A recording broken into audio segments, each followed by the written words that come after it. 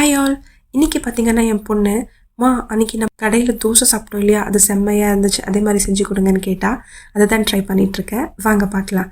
நார்மலாக தோசை ஊற்றிக்கிட்டு கீயர் கொஞ்சம் ஸ்ப்ரெட் பண்ணிக்கிட்டு வீட்டில் செஞ்ச இட்லி பொடி ஃபுல்லாக தூவிக்கிட்டேன். அதுக்கப்புறம் கார சட்னி, ஒரு 5-6 வரமிளகா, 4-5 பல் பூண்டு, கொஞ்சமாக சீரகம், கருவேப்பிலை, கொத்தமல்லி, கொஞ்சமாக புளி, இது எல்லாமே சேர்த்து சுடு தண்ணியில் ஊற வச்சு அரைச்சி வச்சுருந்த கார சட்னியை ஃபுல்லாக ஸ்ப்ரெட் பண்ணிக்கிட்டேன். அதுக்கப்புறம் பன்னீரை நல்லா திருவி வச்சுருந்த அந்த கிரேட் பண்ண பன்னீரை தான் ஃபுல்லாக ஸ்ப்ரெட் பண்ணிக்கிட்டேன். சீஸை குட்டி குட்டியாக ஸ்லைஸ் பண்ணி அதுவும் ஃபுல்லாக தோசை ஃபுல்லாக ஸ்ப்ரெட் பண்ணிக்கிட்டேன். அதுக்கப்புறம் சாப்ட் ஆனியன்ஸ், அப்புறம் ஆலு மசாலா ரெடி பண்ணி வச்சுருந்தேன், அதுவும் ஃபுல்லாக ஸ்ப்ரெட் பண்ணிக்கிட்டு அது மேலே இன்னும் கொஞ்சம் கீ, கொஞ்சமாக பெப்பர் பவுடர், சால்ட், வேணும்னா சில்லி ஃப்ளேக்ஸ், ஆரிகானோ, வேண்டானா இதை ஸ்கிப் பண்ணிக்கலாம்.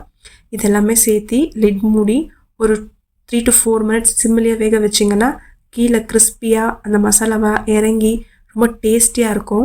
இது ஆலு பல்லியா, சட்னி, கார சட்னி எது கூட வேணால் ரொம்ப நல்லா போகும். ஸோ அதே மாதிரி ட்ரை பண்ணி குட்டி குட்டி தோசையாக போட்டு அவளுக்கு லஞ்சும் பேக் பண்ணி கொடுத்தேன். ஆக்சுவலி ஷி என்ஜாய்டு லாட்னே சொல்லலாம். வீட்டுக்கு அதே மாதிரி இருந்துச்சுமான்னு சொல்லிட்டு இருந்தா.